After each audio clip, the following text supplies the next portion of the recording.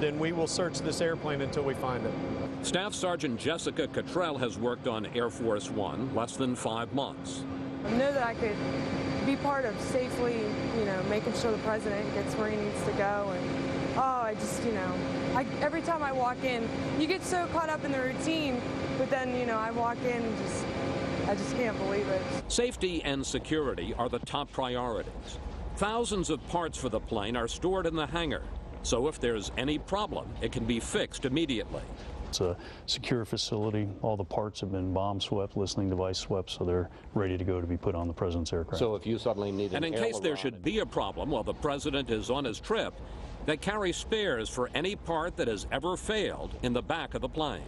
We can't fail the president, nor do we ever fail the president, so we haven't failed him yet, and we're not about to. Now it was time to climb on board Air Force One to find out what's behind the gleaming fuselage.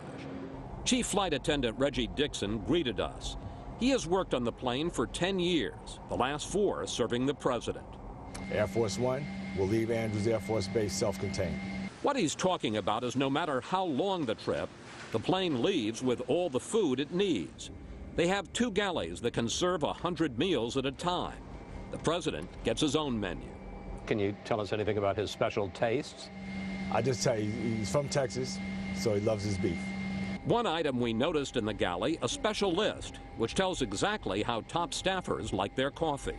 I noticed some people are on this, right, and some people aren't on it. So is it a big deal to make the coffee order list? Well, we don't necessarily advertise it, so most people don't really know if they are on it or if they're not. Then Dixon took us forward to the presidential suite. I'd like to welcome you to the President's Oval Office aboard Air Force One. As a crew, we like to look at this as the Oval Office for the president while he's on board the airplane. The president will come in and take off his suit jacket, and the very first thing he'll grab is the crew jacket, put it on, and we like to think that the president will have everything that he would need within arm's reach. We have secure phones available to the president as well as non-secure phones. The office is also set up so in the event the president needed to address the nation, video teleconferencing way, he can do that as well. But, Dixon told us, staff and guests don't just wander up to the president's office. The protocol on the airplane is that wherever your assigned seat is, you can go aft of your seat, but you should not come forward. Now, it was time to see the most private area on Air Force One. I'll take you back to the president's personal quarters. As you can see, we have a lavatory, full range shower, vanity, double sink. Can I see the shower? Absolutely. All right. Now that, for an overnight trip, has got to be quite a luxury to be able to take a shower. It is. The president also likes to exercise, as we all know. So there'll be times where we'll travel. He'll exercise for about an hour on a bike, and then he'll be able to come in here, get a nice shower, and get off the airplane looking like the president that he is. And this is the suite.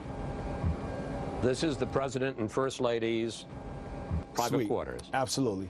As you see right now, we currently have this area set up where there's 2 beds available for the president and first lady. Now, I understand the president's particular about his pillows. Does he have special pillows? He does. It's not out right now, but he likes a very soft pillow. And you've got it. We have it. That's we most good. definitely have it. It's a touch of a button, and they will go down. And given the irregular hours of the presidential trip, the first couple can rest day or night. And then another touch of a button, and they can all come right back up. Well, there is a lot more of Air Force One to see. You can see the second part of this exclusive tour next hour. And again, when Fox News Sunday airs later on, 6 p.m. Eastern Time. Today's show is a must-see. Besides this, Chris talks with the House Majority and Minority Leaders Steny Hoyer and John Boehner. So stick around. Next hour, we'll bring you the second half. It's really great.